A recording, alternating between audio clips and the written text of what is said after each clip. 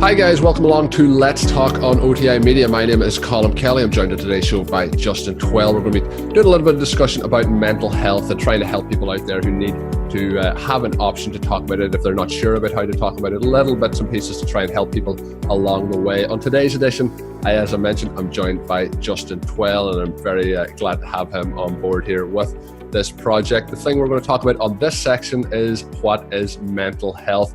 There's a lot of things that can go into mental health, and people kind of can stigmatize it and not really fully understand it. Everyone has mental health, whether you're in good mental health. It's like any sort of health. It's either good, medium, bad. It can be at all different ends of the spectrum. So I guess, Justin, we're going to, a very open-ended question, but for you, what is mental health?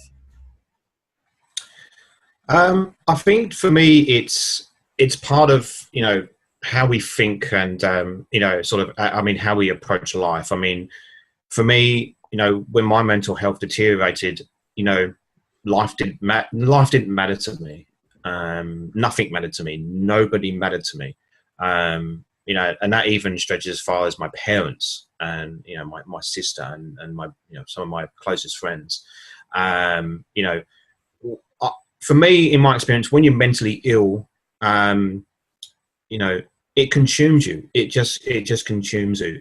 And I think what's important is that it can affect your physical health as well. Yeah. I lost a ton of weight. When I right from the get go, right from the point where I was on antidepressants and just going day by day. I lost a ton of weight. I don't know exactly how much, but I lost a lot. So I think it's worth mentioning that it does affect your physical health, and it's not just about sort of what's going on in your head. But to me, mental health is, and particularly when it's not right, is it just consumes your thoughts and your feelings, and it just and it's really, really hard. Believe me, I understand it. It's really, really hard to get out of that. I know, when we're physically ill, for the most part, we just go to the doctor. We take some antibiotics or whatever. Day or two later, we're fine. We're back at work or whatever. Mental health is more than that. It's not just a quick sort of, I'll take some tablets and I'll be fine. I was on antidepressants for months and months and months. And to me, they didn't really make much of a difference.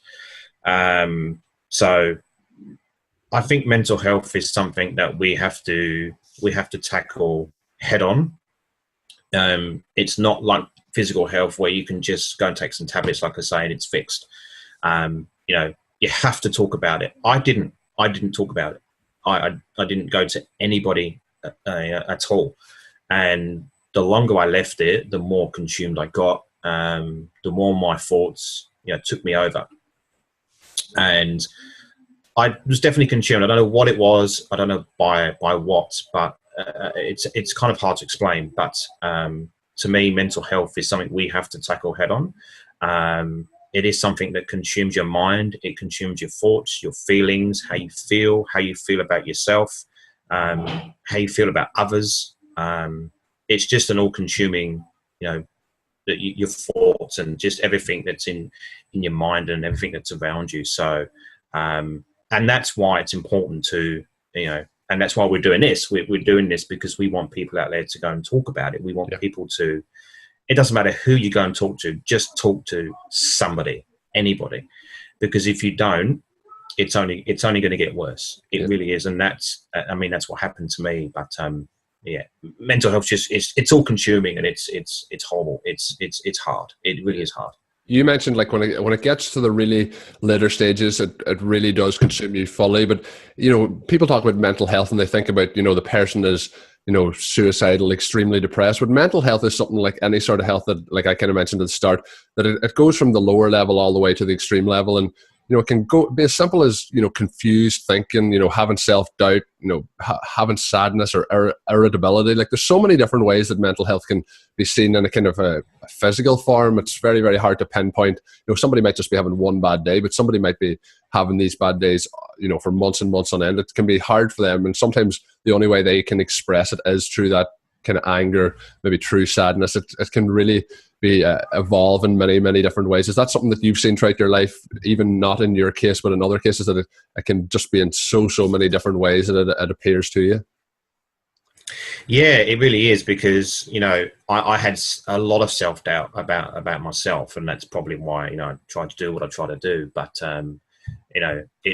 self-doubt for me is a big one, because you doubt yourself. But I mean, I didn't even want to leave the house. I didn't want to go outside. I didn't, I felt trapped. Really, I was just in my room all the time. I didn't want to talk to anyone. I didn't want to go out and see the world. I didn't, every chance I could get to avoid going, just going to the shops, just going outside and getting some milk and bread or something. I just avoided it.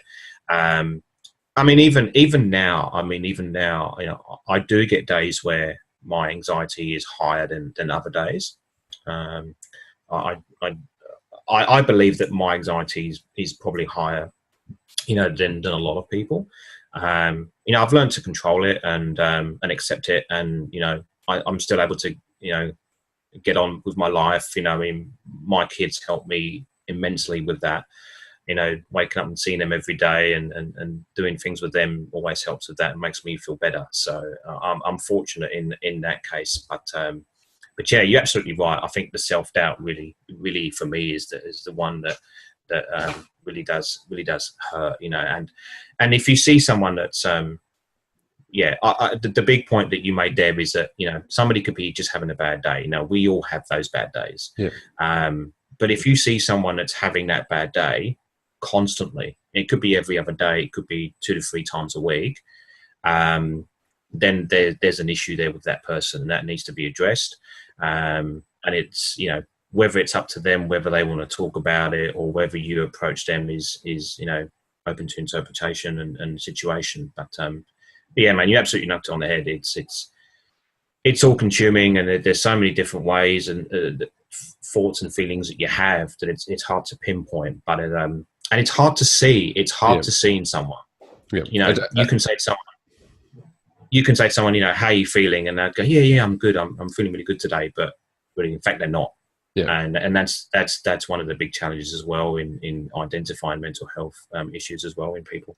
You'll see sometimes as well, it can be on the other side that people, they might look so bubbly, so happy, but it's in kind of a mask as they, come out of their house and they try and portray that they are happy and inside they're not. So it can be really, really difficult. It's not like a physical illness where you can see it. If you have a broken arm, you see that the arm's broken. It's very, very clear. It's like the one thing that really infuriates me is when somebody says, how can that person, have depression or mental illness? They're making so much money. Has nothing to do with money, has nothing to do with your lifestyle. It can affect everybody, so it doesn't really matter. So it's important to be able to understand and to have that conversation. Is there any other ways that you think that needs to be added on? Or I know you mentioned the key is that one, to listen. Yeah, you made a good point in the general sense of mental health, is that it doesn't matter. You could live in a mansion and you could have 6 cars sitting in the garage and all the money in the world. It's not going to matter. We see professional athletes. They have these mental, can have mental issues. They've got more on the materialistic side of things than me and you and most people watching. But it doesn't matter. Mental health doesn't pick and choose. It doesn't say, oh well, they're okay because they've got millions of dollars and this, that, and the other. So.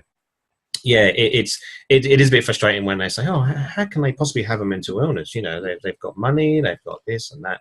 It doesn't matter. So yeah, if you do know someone that's in that position where they do have a lot of money and and nice cars and all that stuff, if they come to you, don't just think, "Oh, well, this can't be possible because they've got X, Y, and Z." You have to be open to everybody, regardless of what their lifestyle is, what their position is, what their age is, race, sex, all the rest of it. It doesn't matter.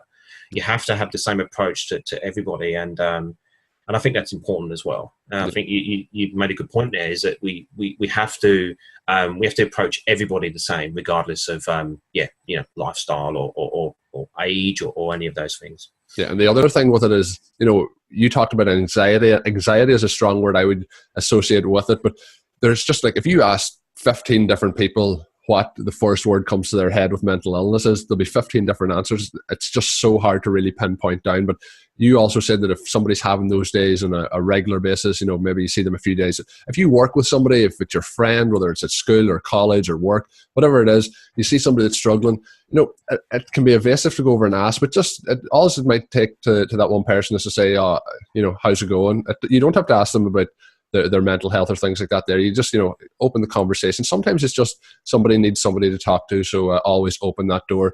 But we're going to talk on the next episode about how to open that door and, for the people that need to talk, how to talk, and the people that are talked to, how to deal with that. So we have those coming up in the next couple of episodes here on the show, and I hope you're going to check those out as well on OTI Media. You can follow me on Twitter. My name is Colm Kelly, and my Twitter handle is @OvertimeIreland.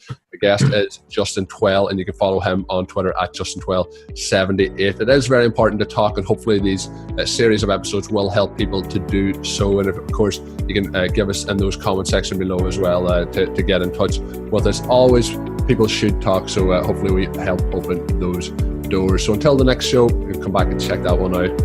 Have a good one.